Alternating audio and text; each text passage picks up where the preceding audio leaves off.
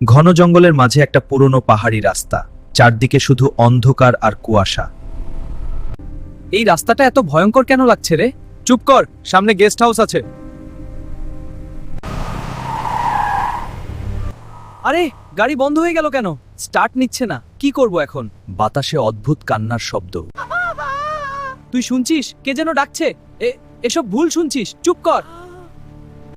সাদা শাড়ি পরা লম্বা এক মেয়ের ছায়া সামনে দাঁড়িয়ে, চুলে মুখ ঢাকা। তোমরা কেন আমার রাস্তায় এলে?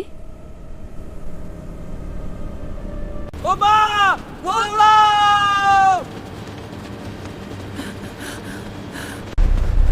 দাঁড়া! ওটা কি? পেছনে! ফিরে এসো, আমায় ছেড়ে যেও না। রাহুল, আমাকে বাঁচা, আমি চেষ্টা করছি। হঠাৎ আলো ফুটলো, সকাল হয়ে গেল। রাহুল একা রাস্তার আসছে, পাশে অমিত নেই, শুধু একটা ভাঙা মোবাইল। মোবাইলে শেষ রেকর্ডিং। ও এখন আমার সাথে আছে। ভয় পেলে এখনই লাইক করো, এমন গল্প পেতে সাবস্ক্রাইব করো।